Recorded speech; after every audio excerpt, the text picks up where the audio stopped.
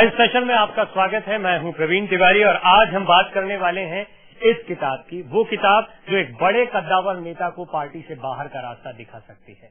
आखिर ऐसा क्या इस किताब के अंदर है? इस किताब में वो क्या चीजें जसवंत सिंह ने लिख दी कि उन्हें भारतीय जनता पार्टी ने सीधे प्राथमिक सदस्यता से ही बाहर कर दिया या बाहर का रास्ता दिखा दिया गया है। Jinnah India partition independence Jaswant Singh की किताब है। इस किताब में जिन्ना की बायोग्राफी है, जिन्ना के बारे में बहुत कुछ लिखा गया है और जिन्ना की कई यादें हैं, जिन्ना की कई तस्वीरें हैं, उनके जिंदगी से जुड़े तमाम पहलू हैं। लेकिन कुछ ऐसी बातें भी हैं जो भारतीय जनता पार्टी को चुभ गई और उन्हें लगा कि वो पार्टी लाइन के साथ नहीं जा रही हैं। इसीलिए इस किताब की वजह से जसवंत सिंह को दिखा दिया गया बाहर का रास्ता। जसवंत सिंह खासे दुखी हैं और खुद जसवंत सिंह के शब्दों में उन्हें हनुमान कहा जाता था भारतीय जनता पार्टी का, वो अचानक रावण बन गए हैं। उन्हें रावण बताकर पार्टी से बाहर का रास्ता दिखा दिया गया है। जिन्ना प्रेम ने पार्टी से जसवंत सिंह को निकाल दिया है। क्या है जसवंत का दर्द और शिमला में बीजेपी की कौन सी खिचड़ी पक रही है, इसकी पड़ताल करेंगे हमारी इस खास पेशकश में, लाइव स्पेशल में।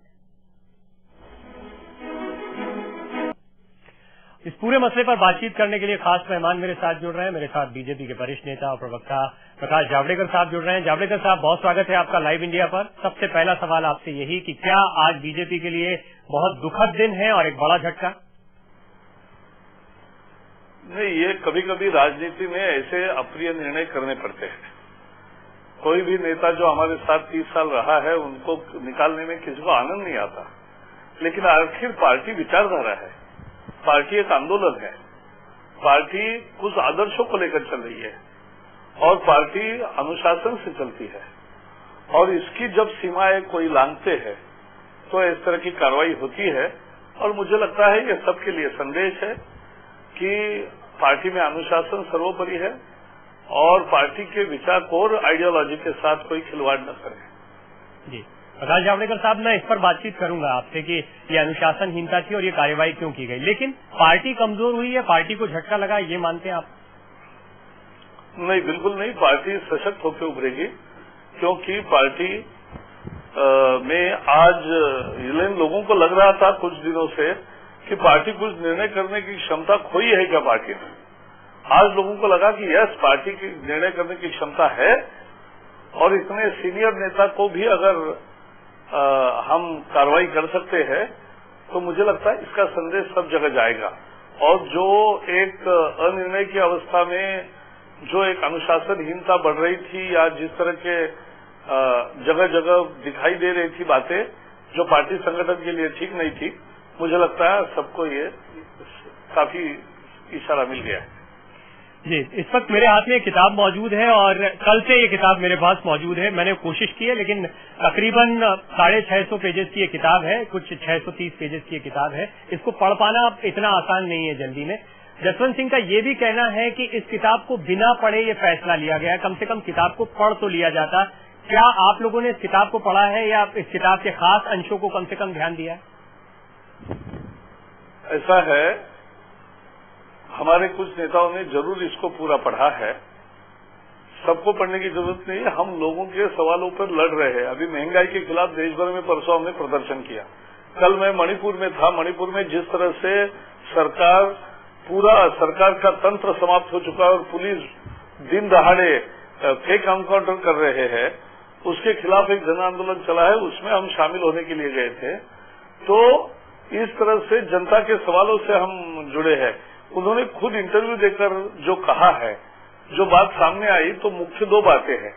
एक, जिन्ना को वो पाकिस्तान और भारत के विभाजन के लिए जिम्मेवार नहीं मान रहे, इससे हम असहमत है। हम पूरी तरह से पार्टी मानती है कि जिन्ना भारत के विभाजन के लिए जिम्मेवार है। कांग्रेस का भी उसमें हाथ है, लेकिन जिन्ना प्रमुख रूप से जिम्मेवार है क्योंकि उन्होंने 2 नेशन थ्योरी बताई थी जो हमें नागवार है। दूसरी, सरदार पटेल जिन्होंने देश को एक करने के लिए पूरी जिंदगी लगाई, उनको उसके लिए दोषी करार देना, ये बहुत ही जाती है और ये कोर आइडियोलॉजी के साथ कोई खिलवाड़ करेगा। और बाकी भी, जैसे आपने पढ़ा होगा पेज 50 और 60 के दरमियान हिंदुत्ववादी संगठन और हिंदुत्ववादी आंदोलन के बारे में भी उन्होंने अपनी राय प्रकट की है। You can't have cake and eat it to.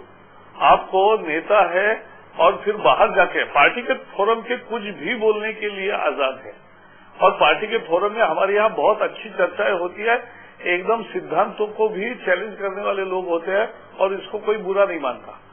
लेकिन प्रकाश जी, ऐसी बहुत सी बातें इस किताब में कही गई हैं जो पार्टी की आइडियोलॉजी के साथ नहीं जाती। आपने ठीक कहा, आपने कुछ पेज नंबर का जिक्र भी किया है। मैं थोड़ा सा दर्शकों को बताना चाहूंगा कुछ ऐसे पॉइंट्स जो पार्टी की आइडियोलॉजी के साथ नहीं जाते हैं या जिस पर आप लोगों की नाराजगी जायज दिखाई पड़ती है, उन पर एक नजर डालते हैं। कौन कौन सी वो बातें हैं जो जसवंत सिंह ने इसमें लिखी हैं। जिन्ना खुद की मेहनत से शीर्ष पर पहुंचे हुए शख्स थे। जिन्ना की बायोग्राफी है और इसमें जिन्ना की जमकर तारीफ की गई है। वो किसी बड़े खानदान से ताल्लुक नहीं रखते थे, जैसे कि महात्मा गांधी के या पंडित जवाहरलाल नेहरू का ताल्लुक बड़े खानदानों से रहा था। कड़ी मेहनत से न सिर्फ गरीबी को मात दी बल्कि मुंबई जैसे शहर में अपना मकाम उन्होंने बनाया। इस तरह की बातें इसमें लिखी गई हैं। जिन्ना अकेले ऐसे शख्स थे जिन्होंने ब्रिटिश शासन और कांग्रेस के खिलाफ आवाज बुलंद की।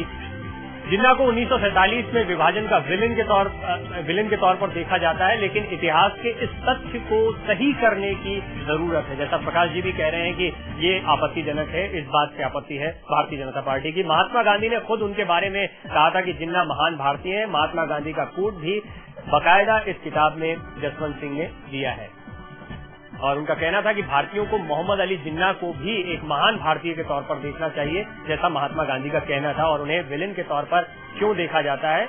विभाजन का फैसला उनका अकेले का नहीं था, ये सबकी सहमति से हुआ एक फैसला था। ये भी इस किताब में लिखा हुआ है। इसके अलावा मुसलमान सिर्फ उन्हें आर्थिक, राजनीतिक, सामाजिक आवाज के तौर पर देख रहे थे। जिन्ना हिंदू मुसलमान एकता के बड़े पैरोकार थे। जिन्ना न सिर्फ ब्रिटिश राज का विरोध कर रहे थे बल्कि हिंदू मुस्लिम एकता को बढ़ाने में भी उनका अहम योगदान था। ये बातें भी इसमें लिखी गई हैं। इसमें लखनऊ में जो हिंदू मुस्लिम पैक्ट हुआ था 1916 में, उसका भी जिक्र किया गया और इसे जिन्ना का एक बड़ा अचीवमेंट करार दिया गया है। प्रकाश जावड़ेकर साहब मेरे साथ बने हुए, इनमें से कुछ बातों का जिक्र उन्होंने खुद भी किया, लेकिन जावड़ेकर साहब इसमें बहुत सी ऐसी बातें हैं, मसलन सरदार पटेल की जो बात आई थी उसका जिक्र यहाँ पर मैंने नहीं किया, लेकिन आपने खुद बताया कि ये भी आपत्तिजनक था। क्या सरदार पटेल की बुराई करना आप लोगों को बुरा लगा या आप लोगों को पार्टी लाइन के खिलाफ लगा, या जिन्ना के बारे में कुछ भी लिखा जाना पॉजिटिव पार्टी लाइन के खिलाफ है? नहीं, देखो, कोई इतिहास लिखता है इतिहास लेकर तो उसमें किसको आपत्ति नहीं होगी, लेकिन आप जब एक संगठन का नेतृत्व कर रहे हैं और उस संगठन के नेतृत्व करते समय जब आपके मन में कोई विचार है तो उसको व्यक्त करते समय आपको कोई बंधन स्वीकार करने पड़ते हैं और इतिहास की समीक्षा किसी को करनी है वो अलग काम है। ये नेताओं का काम नहीं है, क्योंकि नेताओं की बातचीत से समाज में पार्टी के बारे में एक प्रतिमा होती है तैयार, और वो कहीं विपरीत न हो। देखो, इस पार्टी में जिन्ना के बारे में अलग अलग राय लोगों की हो सकती है। सवाल है कि विभाजन के लिए वो जिम्मेवार नहीं थे, उनको डिमोनाइज किया गया और भारत में मुसलमान अलग थलग उनको बताया जाता है, यह हमें बिल्कुल मंजूर नहीं है। यहाँ हिंदू मुस्लिम एकता है इस देश में और मुसलमानों को कोई अलग नजरिए से नहीं देखता है और कोई देखना भी नहीं चाहिए। और मुसलमान और हिंदू मिलकर इस देश को बनाते हैं, सभी मजहब, पंथ, जाति सारे लोग मिलकर बनाते हैं। तो ऐसे में मुसलमानों को, यानी कुछ लोग जो आरोप करते भारत पर कि यहाँ माइनॉरिटी का बिल्कुल उनको अधिकार नहीं है, उसी बात को अगर आप कहोगे तो ये ठीक नहीं है।